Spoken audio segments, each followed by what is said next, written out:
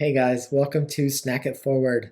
These are excerpts from our full meet and immigrant interviews. So each interview ends with guests sharing their favorite snacks with the next guest. Then that person has to eat it in front of us and share the reaction. I hope you enjoy. Pick. You're going to be our first victim. Well, actually, the victim will be the next person, like depending on how you pick your snack. I want you to pick a snack, something either you grew up eating, something that's not perishable, something that you love and that you would like to share with somebody else. Okay, so either from your, like I said, childhood or your ethnic background. And so, what did you pick?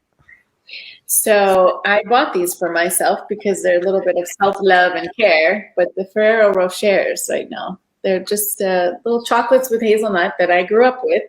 I mean, they're popular now in the US, but when I was growing up, you only got these if somebody came from Italy. And they're, kind of crunchy, a little bit crunchy chocolate balls. And inside there's a hazelnut filling. And so it's kind of like Nutella inside. But they're Yep. I love it.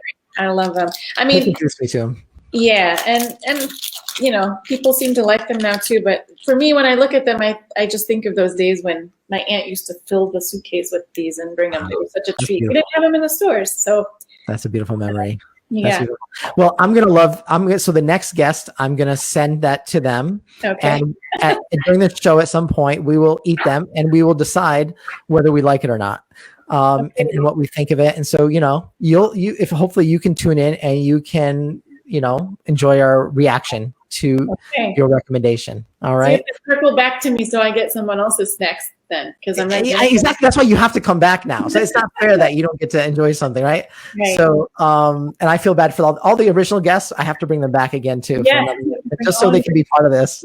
All your first timers. But thank you for doing that. Like the last person I interviewed, I asked them to suggest a snack, their favorite snack growing up, that we would share with the next guest. And so, have you received it? Can you show us? Oh yeah, absolutely. So this was Yvonne suggested. She grew up. Her father's side of the family was from Sicily, and every time they would come over, they would bring suitcase full of the Ferrero Rocher chocolates. And that's so awesome. Yeah, that was at a time where now we kind of take it for granted, it's everywhere. But growing up, that was her access to those chocolates, and it was a really special thing for her. So she shared that. So I'm going to get everybody's reaction. You have to enjoy at least one during, while we're still in the interview, and let us know what you think.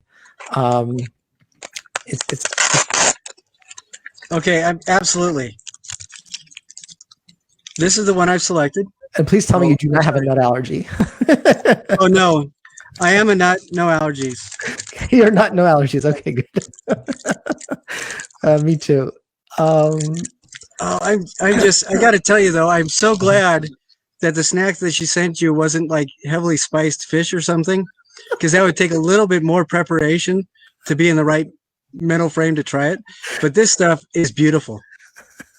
So I really like when guests enjoy it, but I have to admit I'm a little bit sadistic. I'm waiting for the one time where somebody suggests something that the next person really does not like. I just want to see that reaction. Sorry, and I apologize to that person ahead of time, but I'm glad you enjoyed it. So how is it? This is awesome. It is very good.